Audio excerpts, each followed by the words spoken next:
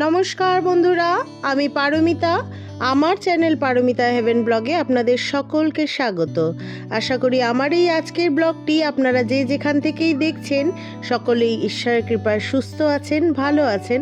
আমি এবং আমার পরিবারের সকলেও ভালো আছি। আমার ফ্যাশনিস্টা এখন যাচ্ছে ড্রয়িং স্কুলে। কায়দা দেখুন, ড্রয়িং স্কুলে যাচ্ছে, তাও কত সেজে গুজে। আজকালকার বাচ্চাদের সত্যি। যাই হোক, সকালে সকলকে ব্রেকফাস্ট করিয়ে দিয়েছি, দোকানে ব্রেকফাস্ট পাঠিয়ে দিয়েছি। মেয়ে তো ব্রেকফাস্ট করেই বেরিয়েছে, আমারটাও আমি খেয়ে নিয়েছি। এখন একটু ঘর পরিষ্কারের পালা। ঘর দোরটা পরিষ্কার করে নেব। আমার হাজবেন্ড গেছে বাজারে, দেখি বাজার থেকে কি আনে, সেই বুঝে রান্নাটা সারবো। আমরা শখে এই ধরনের কাচের সেন্টার টেবিল কিনি ঠিকই, কিন্তু এগুলো না খুব একটা ভালো হয় না।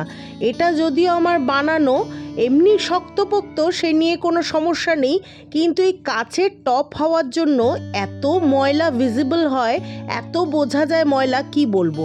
সব সময় একটা আলগা ধুলোর পরত পড়ে থাকে। সারাদিনে আমাকে 3 থেকে 4 বার এই সেন্টার টেবিলটা পরিষ্কার করতে হয়। শুধু এটাই না, এই যে টিভির সামনের যে আমার টেবিলটা রয়েছে, এটার মধ্যেও প্রচুর ধুলো পড়ে থাকে। আর এর ওপরে যে কত জিনিস, এটা পরিষ্কার করার আগে আমার 10 থেকে 15 মিনিট লাগে এর ওপরের জিনিসগুলো অর্গানাইজ করতে। সব আমার মেয়ের pencil box, colour pencil box, drawing copy, সব এর ওপরে। এমনকি ওর বাঁশি, জলের বোতল, মাথার ক্লিপ, কি নেই এর ওপরে। এটা পরিষ্কার করতে আমাকে কমসে কম 20 থেকে 25 মিনিট সময় লাগে। এখন গিয়ে বুঝতে পারি ঘরে যত কম আসবাবপত্র থাকবে ততই ভালো। কিন্তু ওই যে আগে কোনো কিছু প্রয়োজন হলেই এটা প্রয়োজন কিনে ফেললাম, ওটা প্রয়োজন কিনে ফেললাম, কিন্তু এই অভ্যাসটা যে কত খারাপ সেটা এখন গিয়ে বুঝতে পারি। এত জিনিস হয়ে গেছে, অথচ সবই প্রয়োজনের, সবই আমাদের লাগে, কিন্তু তাও মনে হয় কিছু জিনিস না থাকলে বা কম থাকলে মনে হয় ভালো হতো। ঠিক একটা না একটা ব্যবস্থা হয়েই যেত, কিন্তু এই জিনিসপত্র কিনে কিনে না আমার ঘরটা আরও ছোট হয়ে গেছে। যখন আমাদের শুধু দুজনের সংসার ছিল, তখন আমাদের ঘরে ছিল শুধু একটা খাট, ডাবল বেড খাট, একটা আলমারি, একটা ড্রেসিং টেবিল কাম শোকেস, যেটা আমার এখনও আছে, ঘরে একটা চেয়ার, কেউ একজন আসলে বসার মতো, আর তার সাথে একটা ফ্রিজ, টিভি, ব্যাস এইটুকুই ছিল।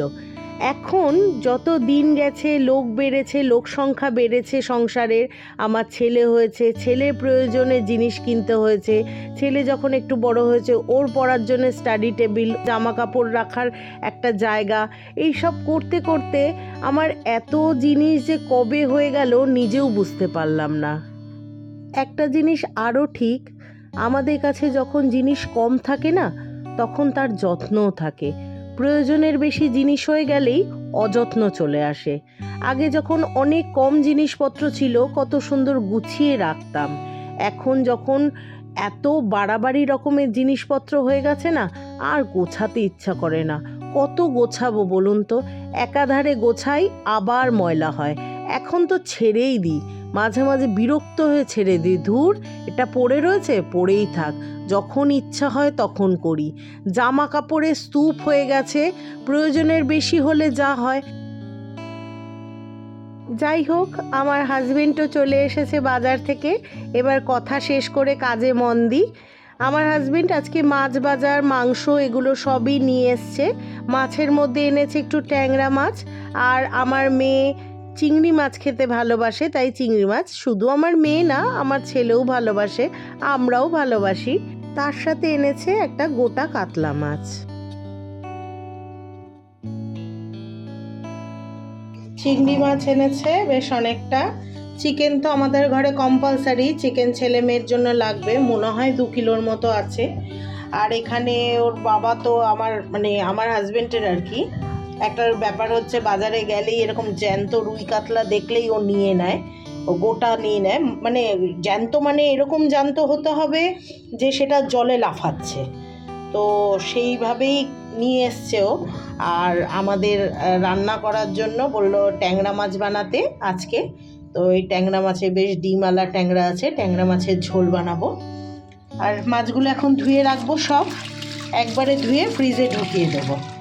তাহলে রোজ একটু একটু করে বের করে রান্না করতে সুবিধা হবে। আজকে বানাবো ট্যাংরা মাছের পাতলা করে ঝোল, আর বাকি মাছ মাংস সবই ধুয়ে তুলে দিয়েছি। ট্যাংরা মাছটাও দেখলাম বেশ জ্যান্ত ছিল, তেলে দেওয়ার সাথে সাথেই কেমন বেঁকে বেঁকে যাচ্ছিল। জ্যান্ত ট্যাংরার একটু ঝোল খেতেই আমরা পছন্দ করি, একটু হালকা পাতলা ঝোল, যেটা নাকি একেবারে জিরের গুঁড়ো লঙ্কার গুঁড়ো দিয়ে হয়, ধনেপাতা, আর যদি একটু আলু কুমড়ো বেগুন থাকে দিয়ে দিই তাতে। কিন্তু আমার ঘরে কুমড়ো আর বেগুনটা আজকে ছিল না, তাই শুধু আলু দিয়েই আমি বানিয়েছিলাম। সেটাও বেশ খেতে ভালো হয়েছিল, আর আমি একটু বড়িও দিয়েছিলাম এতে। অনেক সময় আমি এই ট্যাংরা মাছের পেঁয়াজ রসুন দিয়ে ঝালও বানাই, সেটাও ভালো লাগে। সেটা খুব রেয়ার, কোনো অনুষ্ঠান পড়লে তখন আমি গরম মশলা পেঁয়াজ রসুন দিয়ে ট্যাংরা মাছের ঝাল বানাই।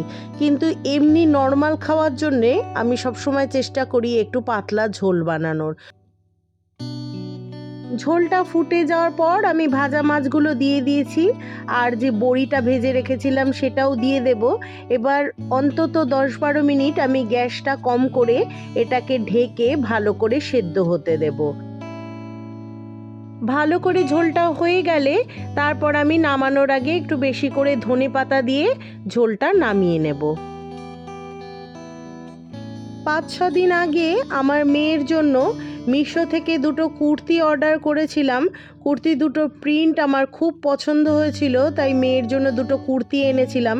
সবসময় ওয়েস্টার্ন ড্রেস পরে, হাফ প্যান্ট ফুল প্যান্ট এইসব পরে বেড়ায়।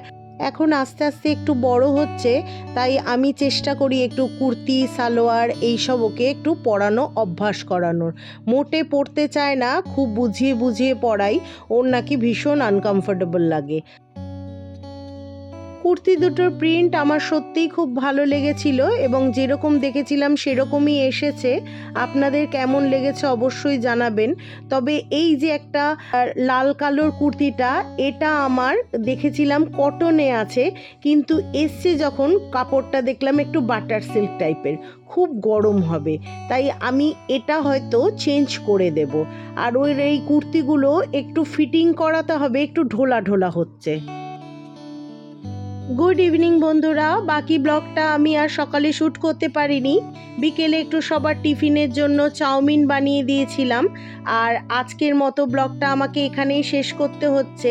আবার দেখা হবে আগামীকাল আপনাদের সাথে একটি নতুন ব্লগ নিয়ে।